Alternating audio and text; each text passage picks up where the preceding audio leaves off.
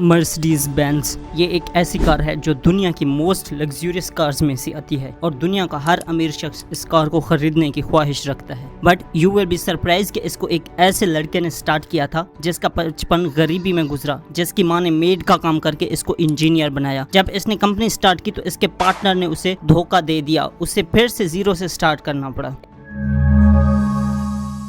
इस कहानी की शुरुआत होती है जर्मनी के शहर मालबर्ग से। 25 नवंबर 1844 को इस बच्चे की पैदाइश जर्मनी के एक सिटी मालबर्ग में हुई। कार्ल बेंज अभी 2 साल के ही थे कि इनके फादर की नमूनिया की वजह से डेथ हो गई। कार्ल ने 15 ईयर की एज में कार्लसरो पॉलिटेक्निकल स्कूल का मैकेनिकल इंजीनियरिंग के लिए एंट्रेंस एग्जाम पास किया और 4 साल बाद कार्ल बेंज एक मैकेनिकल इंजीनियर बन गए। इंजीनियरिंग के बाद कार्ल बेंज ने कई सारी जगहों पर काम किया, कहीं वो एज अ ड्राफ्टमैन काम करते तो कहीं डिजाइनर बन जाते। कार्ल बेंज जहां कहीं भी काम करते वो अपने इर्द गिर्द के एनवायरनमेंट को देखते तो हर जगह ट्रांसपोर्टेशन के लिए घोड़ा गाड़ी इस्तेमाल किया जाता था। ये देखकर इन्हें ऐसा लगता कि एक दिन दुनिया में ऐसी गाड़ियां होंगी जो खुद ब खुद चलेंगी। ये सारी बातें जब वो अपने फ्रेंड्स को बताते तो उनके दोस्त उनका खूब मजाक उड़ाते और हंसते थे, बट कार्ल को इनकी जरा भी परवाह नहीं थी। 1871 में जब वो 27 साल के हुए उन्होंने नौकरी छोड़ दी और एक मैकेनिक को अपना बिजनेस पार्टनर बना लिया।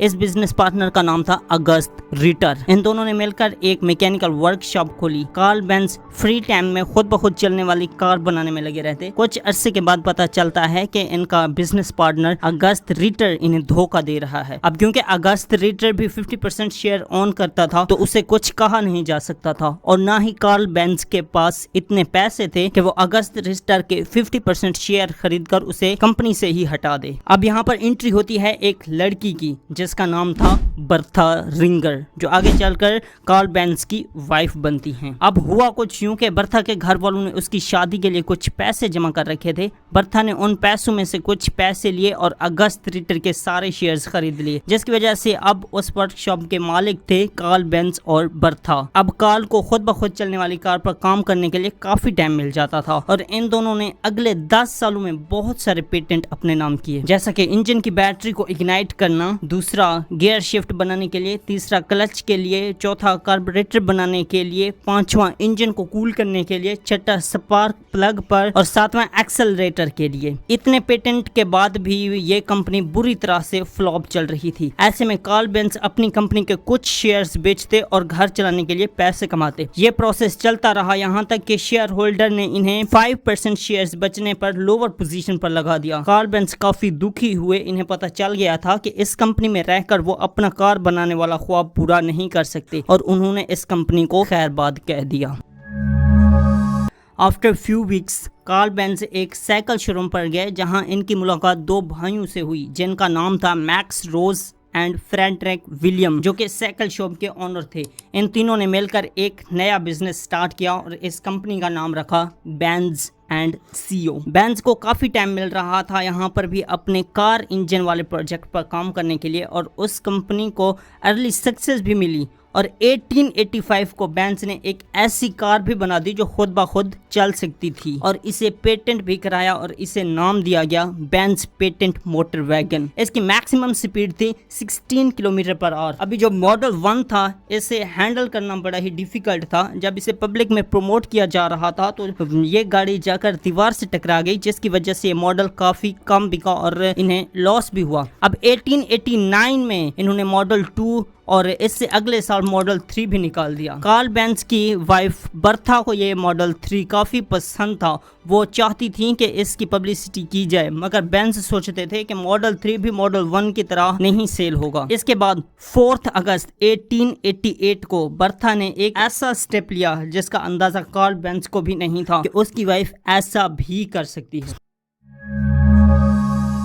बर्था अगली सुबह उठती हैं और अपने 2 बच्चों को साथ लेकर गैराज से मॉडल 3 को निकालती हैं और अपने माँ के घर चली जाती हैं, जो कि करीबन 106 किलोमीटर दूर था। रास्ते में जब उसे लोगों ने देखा तो वो हैरान रह गए कि ये क्या चीज़ है जो खुद ब खुद चलती है, जिसके आगे कोई हॉर्स भी नहीं है, क्योंकि इस ज़माने में सिर्फ हॉर्स कैब ही इस्तेमाल की जाती थी।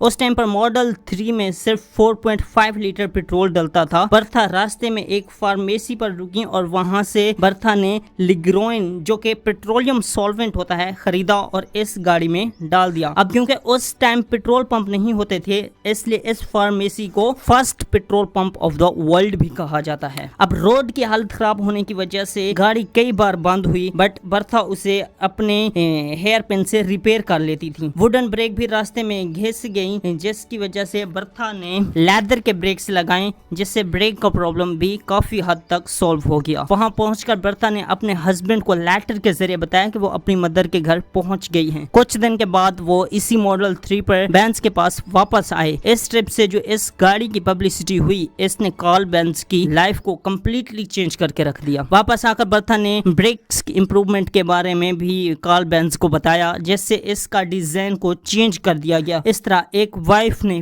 पहली बार अपने हस्बैंड के इन्वेंशन को दुनिया के सामने ला खड़ा किया।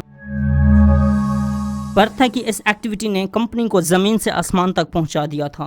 पहली बार इस कंपनी के बहुत सारे यूनिट सेल हुए और बेंज दुनिया की सबसे बड़ी ऑटोमोबाइल कंपनी बन गई। 1899 में इन्होंने पहली बार पूरी दुनिया में 572 कार्स बेच दी। ये नंबर उस टाइम के लिए बहुत बड़ा है क्योंकि उस टाइम पर सारे लोग हॉर्स कैब ही यूज किया करते थे। उस टाइम तो ये कंपनी अच्छा कर रही थी बट असली ट्विस्ट तब आता है जब एक और कंपनी इनको कंपटीशन देने के लिए मैदान में उतरती है और इस कंपनी का नाम था डैमर मोटर्स। इसमें दो बिजनेसमैन पार्टनर्स थे, गोटलिब डैमलर और विलियम मेबैक। अब ये दोनों कंपनीज थी तो इंजीनियरिंग की बेस पर, बट जो डैमलर थे वो अच्छे बिजनेसमैन थे as compare to Karl Benz. इस टाइम पर डैमलर मोटर्स ने फर्स्ट फ्रंट इंजन वाली गाड़ी बना दी जो बेंज की गाड़ियों से काफी ज्यादा अच्छी थी लुक वाइज और ये आज की कार्स की तरह ही दिखती थी।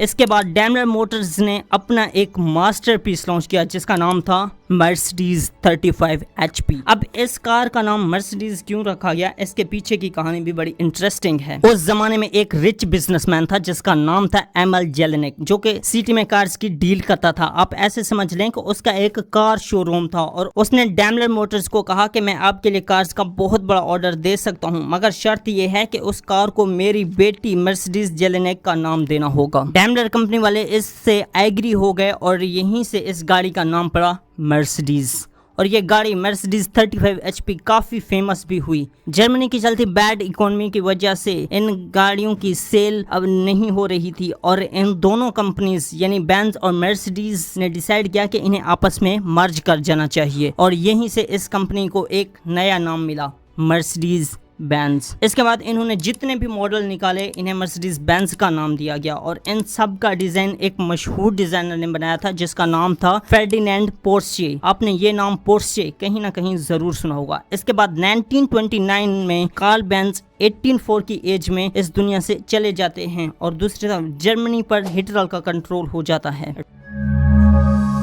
मर्सिडीज बेंज हिटलर की मोस्ट फेवरेट कार्स थी। एडोल्फ हिटलर चाहता था कि दुनिया को पता चले कि जर्मनी की कार्स ही सबसे ज्यादा फास्ट और बेस्ट हैं और उस टाइम पर बेंज कंपनी को कहा गया कि ऐसी कार बनाओ जो पूरी दुनिया की कार से फास्ट हो और कुछ ऐसा ही हुआ। उस दौर में जितनी भी कार रेसेस हुई सब की सब मर्सिडीज बेंज ने ही जीती। अब 1939 में सेकेंड वर्ल्ड वॉर शुरू हो गई और हिटलर ने तमाम जर्मनी की कंपनी से कहा कि वो आर्मी के लिए व्हीकल्स बनाएं जैसा कि ट्रांसपोर्टेशन बसेस और आर्मी ट्रक। पहले तो मर्सिडीज बेंज ने वुमेन वर्कर्स को हायर किया। जब इससे भी बात नहीं बनी तो 63,000 ज्यूस प्रिजनर से ये काम जबरदस्ती गिराया गया। जब जर्मनी ये वार हार गया तो इन कंपनीज को काफी ट्रोल किया गया कि इन्होंने प्रिजनर से जबरदस्ती काम कराया जो कि बेंज कंपनी ने एक्सेप्ट भी किया और फौरन में जर्मनी की जितनी भी कंपनीज थी सबको सीज कर दिया गया जिससे इन कंपनीज की रेपुटेशन काफी खराब हो गई। डैमलर बेंज कंपनी ने फिर से काम स्टार्ट किया और पहले पुलिस वैन्स और फिर एम्बुलेंस बनाई और फिर आम लोगों के लिए लग्जरी कार्स को मैन्युफैक्चर करने लगे और इस तरह से इनकी रेपुटेशन फिर से बनने लगी और आज मर्सिडीज बेंज दुनिया की मोस्ट लग्जरियस गाड़ियों में से एक है। आज के दौर में जब भी कोई इस ब्रांड की गाड़ी को लेता है तो इतना खुश होता है मानो उसने कोई एम्पायर खड़ा कर लिया हो।